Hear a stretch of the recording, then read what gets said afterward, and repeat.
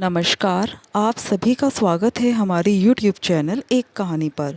दोस्तों, आज की कहानी है सासू माँ, शादी से पहले आपके बेटे पर आपका हक था, पर अब नहीं। सुधीर आज ऑफिस से 1 घंटा पहले ही आ चुका था।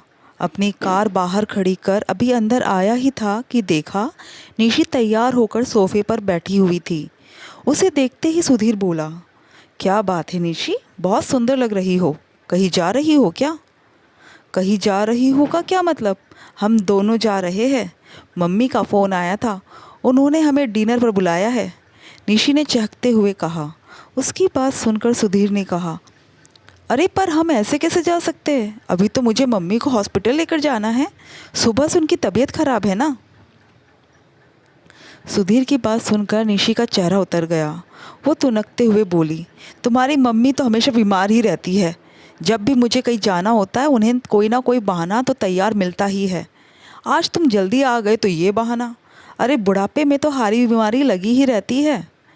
निशी, मम्मी ने कभी हमें बाहर जाने के लिए मना नहीं किया, और वैसे भी तुम्हारी मम्मी का फ़ोन तुम्हारे पास आया था। मुझे तो इस बारे में कोई इन्फॉर्मेशन भी नहीं थी ना।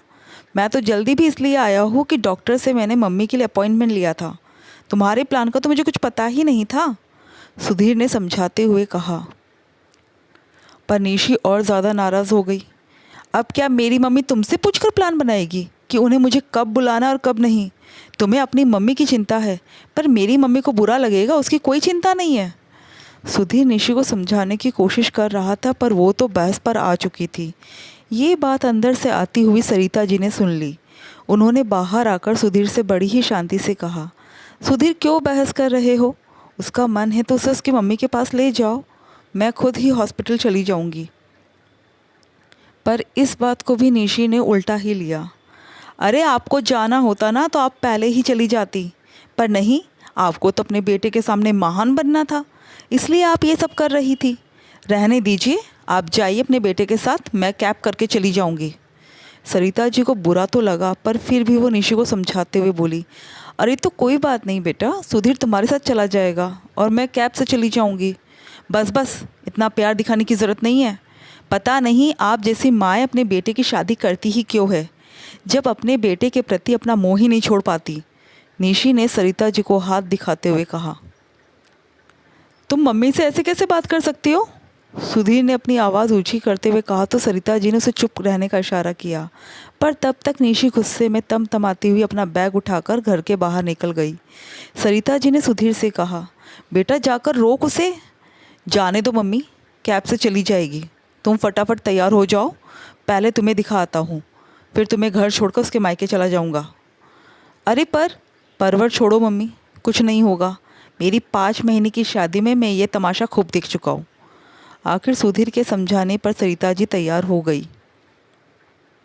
पहले सुधीर ने उन्हें हॉस्पिटल में जाकर दिखाया, उसके बाद उन्हें घर छोड़कर वो निशी के मायके पहुंच गया।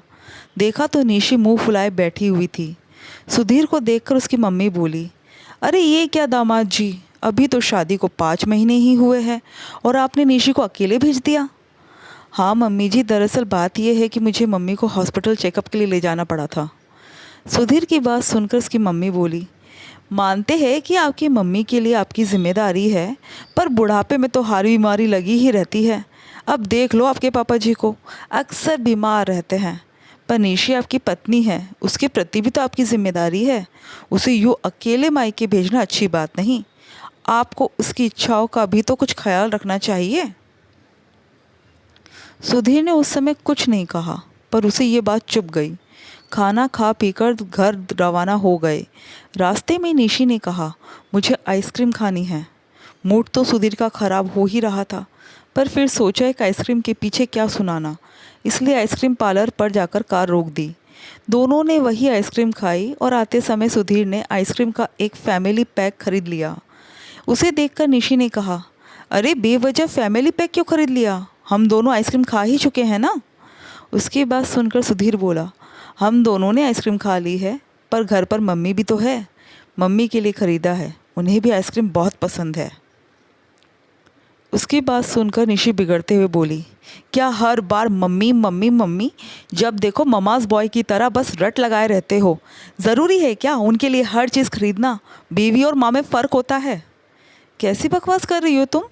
क्या शादी होने के बाद मेरी मम्मी मेरी नहीं रही? उनकी छोटी छोटी इच्छाएं मैं पूरी नहीं कर सकता? शादी के बाद पति पर क्या सिर्फ पत्नी का हक होता है, माँ का नहीं? सुधीर ने आवाज़ ऊंची करते हुए कहा।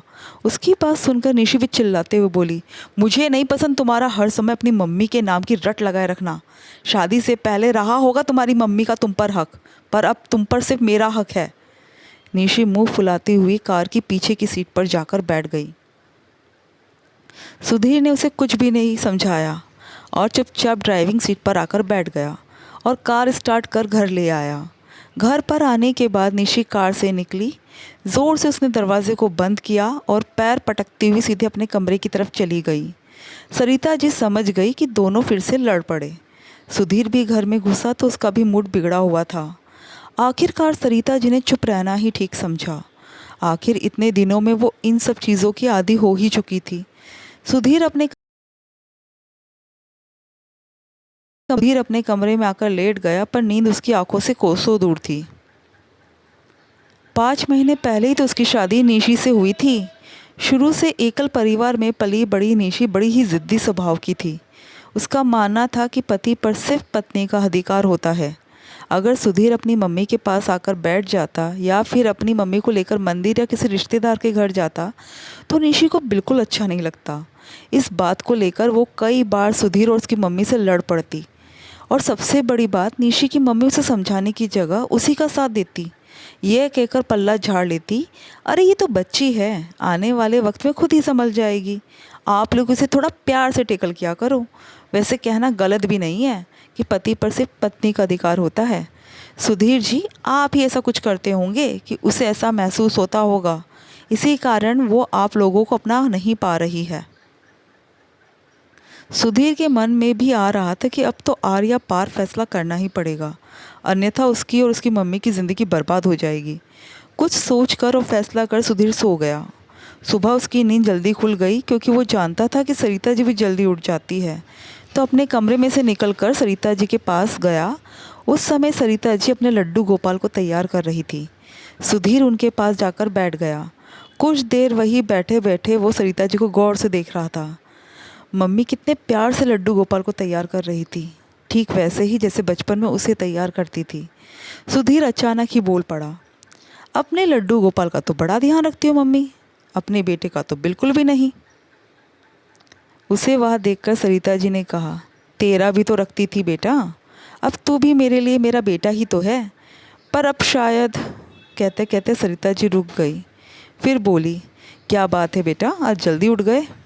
हाँ माँ, आज कुछ फैसला किया है और उसमें तुम्हें मेरा साथ देना होगा। सुधीर की बात सुनकर सरिता जी ने उसकी तरफ हैरानी से देखा और कहा, मैं समझी नहीं, आखिर किस चीज़ का फ़ैसला लिया है तूने? मम्मी, निशी को सबक सिखाना पड़ेगा, आखिर सहन करने की भी एक हद होती है। उसकी बात सुनकर सरिता जी ने लंबी आह भरते हुए कहा, बच्ची है वो, वक्त के साथ संभल जाएगी। नहीं मम्मी, बच्ची नहीं है वो, कोई दूध पीती बच्ची से शादी नहीं हुई है मेरी। 26 साल की जवान लड़की है जिसे हर चीज़ की समझ होती है। अगर अभी नहीं समझाया तो ये बचपना ज़िंदगी भर नहीं जाएगा। उसके मम्मी पापा तो समझ नहीं रहे हैं, पर आप तो साथ दो। ठीक है, जो तू बोलेगा मैं वैसा करूँगी। अपने लड्डू गोपाल के सामने प्रॉमिस करो। सुधीर ने अपना हाथ आगे बढ़ाते हुए कहा तो सरिता जी के चेहरे पर मुस्कुराहट आ गई और उन्होंने अपना हाथ सुधीर के हाथ में रखते हुए कहा, चल ठीक है बाबा, मैं मेरे लड्डू गोपाल के सामने तुझसे प्रॉमिस करती हूँ।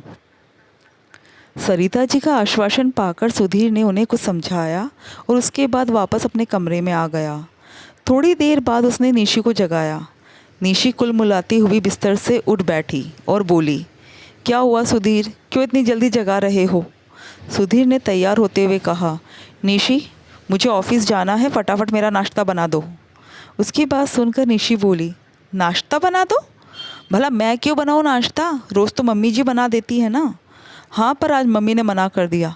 क्यों? उसकी बात सुनकर निशी का सिर चकरा गया। भला मम्मी मेरा नाश्ता क्यों बनाएगी? मेरा नाश्ता तो तुम बनाओगी, आखिर तुम मेरी पत्नी हो। जब शादी के बाद पत्नी का अधिकार पति पर ज़्यादा होता है तो उसकी सारी जिम्मेदारी भी पत्नी की ही होती है। इसलिए उन्होंने मना कर दिया। सुधीर की बात सुनकर आखिर निशी को उठना पड़ा और जाकर रसोई में काम पर लगना पड़ा। पर निशी बहुत खुश थी। आखिर उसके मन की मुराद पूरी हो रही थी। अब उसके पति पर सिर्फ उसका अधिकार था। मम्मी जी ने तो अपने आप ही अपना अधिकार छोड़ दिया। खैर उस दिन तो निशी ने बड़ी खुशी खुशी सुधीर का सारा काम कर दिया। शाम को सुधीर ने निशी के साथ घूमने का प्रोग्राम बनाया और दोनों पति पत्नी घूमने भी चले गए। जब दोनों होटल में खाना खाने गए तो निशी वॉशरूम में गई हुई थी। उस समय उसके मोबाइल पर उसकी मम्मी का कॉल आया, पर सुधीर ने फ़ोन काट दिया और उसका फ़ोन स्विच ऑफ कर दिया। जब उसकी मम्मी का कॉल सुधीर के फ़ोन पर आया तो सुधीर ने ये सोचकर फ़ोन उठा लिया कि कहीं कोई इमरजेंसी ना हो। पर जब ऐसा कुछ नहीं लगा तो उसने बता दिया कि वो लोग बाहर खाना खाने आए हुए हैं और निशी वॉशरूम में है, और ये कहकर उसने फ़ोन काट दिया और निशी के आने के बाद उससे कुछ नहीं कहा। निशी ने भी आते ही खाना खाना शुरू कर दिया। उसने भी अपना फ़ोन चेक नहीं किया। वापस आते समय निशी ने अपना फ़ोन चेक किया तो सुधीर ने उसे यह कहकर रोक दिया कि तुम मुझसे बात करो ना, फ़ोन में क्या रखा है। घर आके देखा तो उसमें मम्मी की 4-5 मिस कॉल थी। तब सुधीर ने कहा, मेरी उनसे बात हो गई थी, वो सिर्फ हालचाल पूछने के लिए फ़ोन कर रही थी। ठीक है, मैं उनसे बात करती हूँ। अरे रहने दो ना, तुम मुझसे बात करो। कहते हुए सुधीर ने उसके हाथों से मोबाइल लेकर एक तरफ रख दिया। कुछ दिन तक यही हाल रहे। सरिता जी भी बस इतना ही बोलती जितना कि उन्हें ज़रूरत होती। इसके अलावा अपने लड्डू गोपाल के साथ या तो अपने कमरे में या फिर अपनी आस पड़ोस की सहेलियों के साथ बाहर घूमने निकल जाती। एक दिन निशी ने सुधीर से कहा, सुधीर मुझे मम्मी से मिलने की बहुत इच्छा हो रही है। आज शाम को प्लीज़ घर हो आते हैं ना? अरे नहीं, आज तो मूवी देखने चलते हैं, सुधीर ने उसकी बात काटते हुए कहा। नहीं नहीं, मूवी फिर किसी दिन चलेंगे। आज तो मम्मी पापा से मिलने की बहुत इच्छा हो रही है। वैसे भी पापा की तबीयत अक्सर ख़राब रहती है। क्या तुम भी? मैं तुम्हें मूवी ले जा रहा हूँ और तुम हो कि अपने मायके जाने की बात कर रही हो। नहीं नहीं, मेरा मन रखने के लिए आज तुम मूवी देखने चलना। शाम को दोनों मूवी देखने चले गए। इसी तरह जब भी निशी अपने मायके जाने की बात करती तो सुधीर उसे कहीं ना कहीं घुमाने निकल जाता। जब तक वो घर में रहता निशी को फ़ोन पर अपनी मम्मी से बात तक नहीं करने देता। आखिर रविवार के दिन सुबह सुबह ही उसके माता पिता उनसे मिलने के लिए उसके ससुराल आ गए। उस समय सरिता जी मंदिर गई हुई थी तो निशी ने दरवाज़ा खोला। उन्हें वहाँ देखकर निशी बड़ी खुश हुई। वो उन्हें हॉल में बिठाकर सुधीर को बुलाने कमरे में आ गई, लेकिन काफ़ी देर तक सुधीर बाहर ही नहीं आया। आखिर निशी दोबारा सुधीर को बुलाने कमरे में आई। तब अनमने मन से सुधीर उठकर बाहर आया।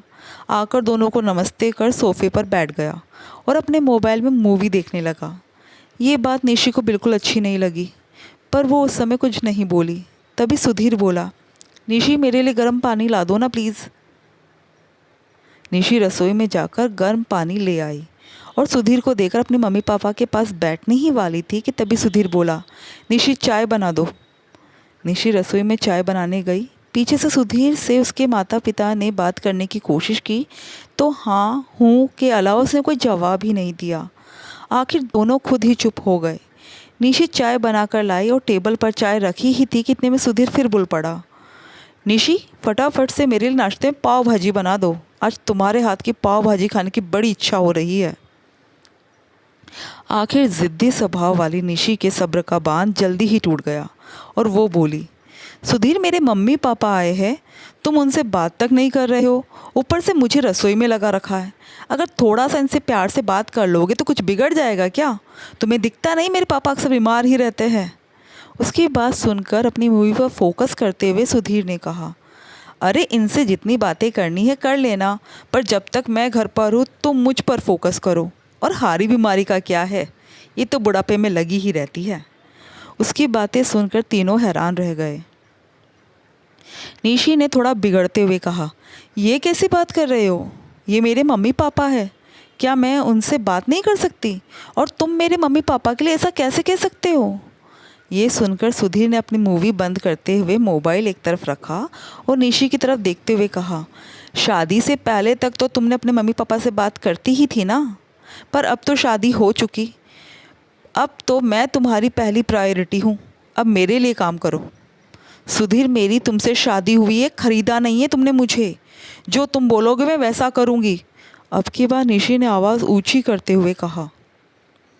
उसकी बात सुनकर सुधीर मुस्कुराता हुआ बोला, निशी तुम भूलो मत, तुम मेरी पत्नी हो, तुम पर मेरा हक ज़्यादा है, तुम्हारे माता पिता का नहीं। बस करो सुधीर, बहुत हो गया तुम्हारा। तुम मेरी मम्मी, क्या मम्मी मम्मी लगा रखा है तुमने?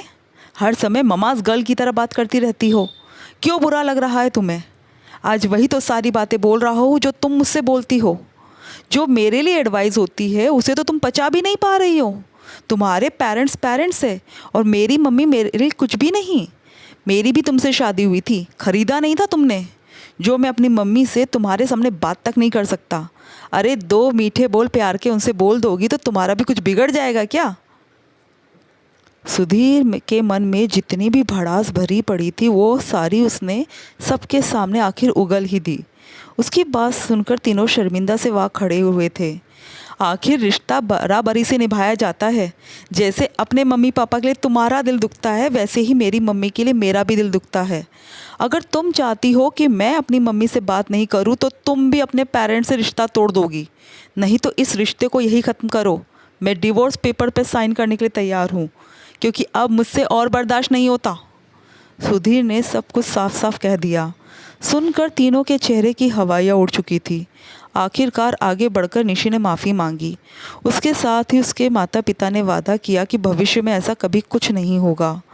दोस्तों, आपको कहानी कैसी लगी कमेंट करके ज़रूर बताइएगा और हमारे चैनल को सब्सक्राइब ज़रूर कीजिएगा।